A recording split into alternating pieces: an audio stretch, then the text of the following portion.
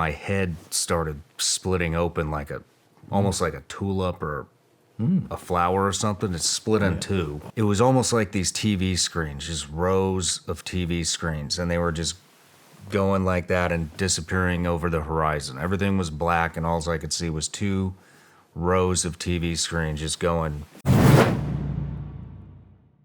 I was like, I'm gonna see something in this mirror. I came down here to dig deep and uncover some stuff, and first thing that happened is my head started splitting open almost like a tulip or a flower or something. It split in two. Wow. And then a new head came up, like mushroomed out of my old head. And I had talked to a therapist afterwards who kind of guided me before and helped me afterwards. And me and her kind of dug into a lot of this stuff, and we think that means new beginnings, you know. And without going too deep, I was able to put a lot of past traumas away and deal with it in the moment like that, and it just really helped me. And then Could you say just more about like putting past traumas away? I mean, that's so hard. I mean, people are stuck sometimes for decades. We actually had someone in our studies who had PTSD from Vietnam, wow. and they still are able to get better. But until that they couldn't put it away. So how did that happen? I wish I could tell you. I don't know. I can tell you it was like going through thousands of memories. And what I saw, the visual that sticks out the most is it was almost like these TV screens, just rows of TV screens, and they were just going like that and disappearing over the horizon. Everything was black, and all I could see was two rows of TV screens just going, almost like the credits in Star Trek, you know, they just disappear. Yeah. And I could see all these different memories from childhood, from war, from Iraq, from Afghanistan, from my time at the agency, the SEAL teams, things with my parents, recent memories with my wife and my son on our property. And there didn't seem to be any, they weren't organized in any certain way. It was just TV screens, just moving past. And anytime I could see them through my peripheral, but if I tried to dive in and re-experience something like, oh, I remember that was when we got blown up in Iraq, or I remember that was an argument I had with my dad, you know, when there was memories of me like 5 years old coming up. Wow. But nothing, like I said, it seemed completely random. And if I would try to dive in and re-experience something, everything would disappear. And then they would come back. And so I guess I trained myself to not try to control the situation and dive in and re-experience these different memories, some of them good, some of them bad, some of them because I missed somebody who's not here anymore, all kinds of stuff. If I didn't try to re-experience them, then it would just keep going and keep going. And so I think what that was all of my, I think it was my neural pathways opening back up and everything kind of reconnecting. Does that sound?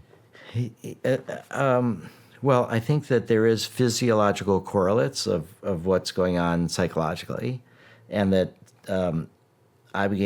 there's an interesting woman who's a neuroscientist at Johns Hopkins, Gould Dolan, and she's done studies with MDMA in mice and shows that it releases oxytocin and that produces new neural pathways. Okay.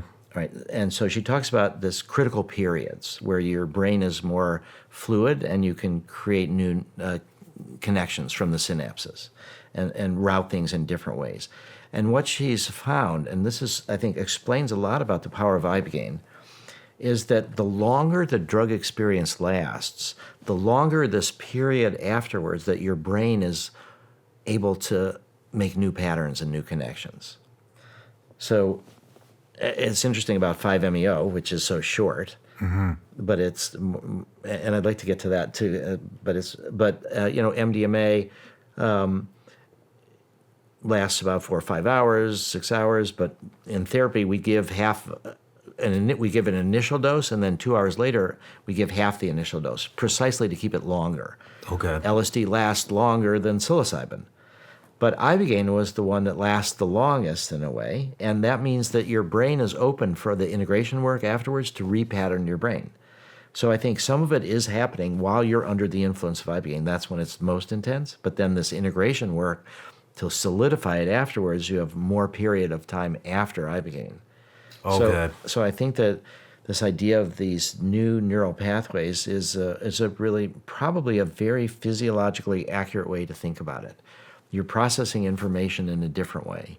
It's not so focused on your kind of normal way of processing. And I would also imagine, now I don't know if this feels true, but there's a way where you,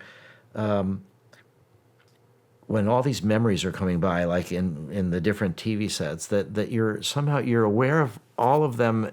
You're aware of what it is. You've kind of I guess I go back grok, which is from,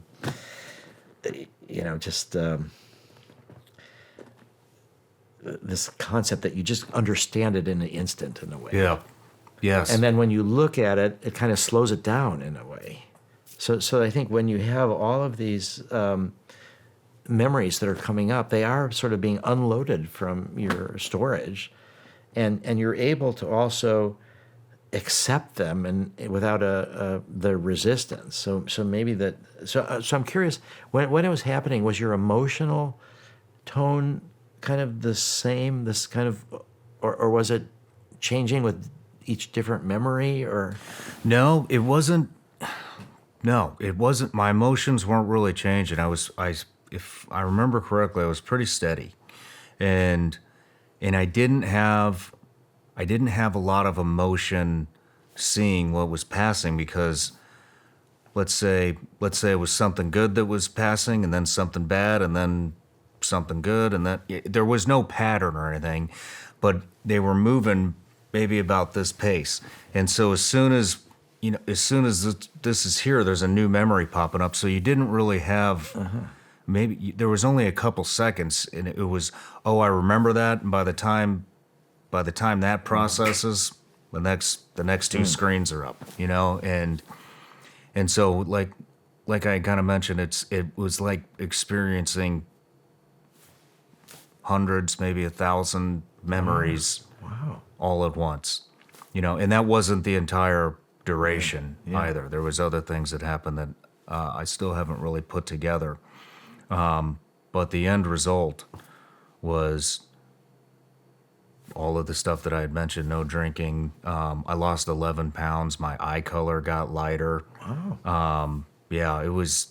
My wife noticed it right away.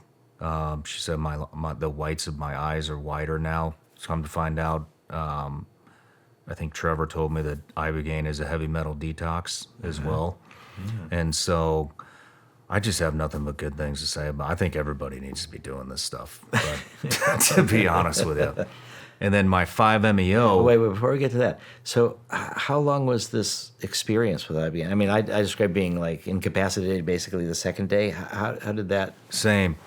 I did. I think I went down there there were 3 of us. Marcus Capone, which was with me. Yeah. And then a civilian. I won't say his name because I don't know if he wants it out there. But I was the last one out of the room. I was in there for over 12 hours. I think I was in there for 14 hours. Wow. And then couldn't get to my room. Had to have somebody help me. 2 people helped me down the stairs, get to my room, and I was out the entire day. Wow.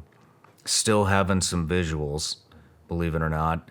And then at the very end of the day, actually in the evening, I got up, and for the first time that I can remember, I was able to sit with myself in complete peace. Wow. And not feel anxiety and not feel like I should be doing something, and it felt amazing. But in the last visual I saw was, it was like a 1980s video game character walked out into the front of my head and just waved goodbye and then walked right back out where it came from, and I was like, interesting. And then the next day we did the 5, and so that's another thing. I don't know how much benefit came from each thing, because it was a collective experience, but the 5-MeO DMT, I still say this to this day, is the most profound experience of my life. And it was the most anxiety, the most fear I have ever felt out of 14 years being in combat zones. And Wow. So what was because I would imagine being in combat zones, you're scared of dying. And so what was more frightening than that? I was dying. So it was definitely a death experience. And that fear and anxiety lasted for maybe 30 seconds. I know it wasn't long. And then I had a breakthrough. And I felt like I was dead, and everything made perfect sense. I could feel all of the interconnectivity of energy. And for the first time in my life, I felt that. And once again, I didn't do the blindfold. I could see everything. So I could see the ocean, I could see the islands, the clouds, the trees, the grass, the bugs, and I could just feel. And it was an intuitive feeling. I could see the energy flowing through all of us, everything.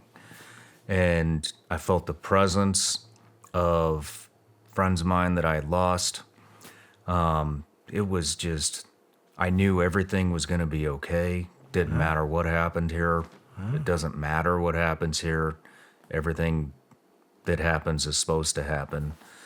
And it was like letting go of all control and surrendering. And it was like I was rewarded for surrendering. Yeah. Does that make sense? Yeah, because that's what I was trying to say. It's the resistance that is. So we talk about what's the difference between a bad trip and, people talk about bad trips. What's the difference between a bad trip and a difficult trip? The bad trip is you're just resisting it the whole time. The difficult is you're open to it, and you may have things that you have to deal with that are difficult, take some struggle. But I think that the openness to it is really what gives the gifts, and the resistance is what keeps it at bay.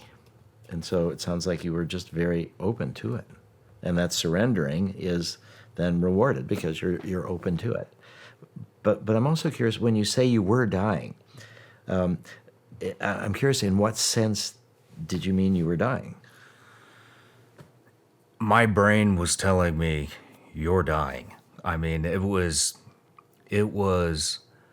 Rick, I felt like every ounce of pain and suffering and anxiety and anger, in any negative emotion, any negative anything, was, I swear I could feel this like going through my veins, and it felt like it was all coming out of my fingertips and my toes, and like it was just getting sucked out of me.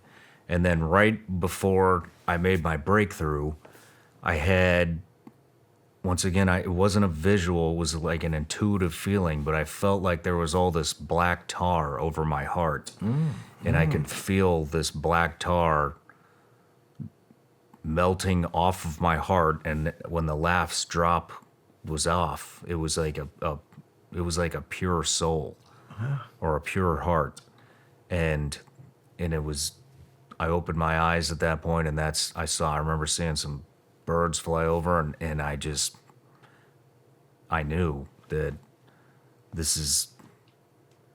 everything is beautiful. And And you know, the last piece of fear I had a problem. The last thing I was having a problem letting go of was my wife and my newborn son, who was only about 6 months old at the time. But after I hit the breakthrough, I knew it was okay to let go, you know, and it was the most freeing experience of my entire life. Hey everybody, I'm Shawn Ryan. Click here to subscribe to the Shawn Ryan Show YouTube channel for the hottest and most compelling interviews that you will not see anywhere else. I've also made a playlist of all the previous SRS episodes so they're easy to find. You can find that right here.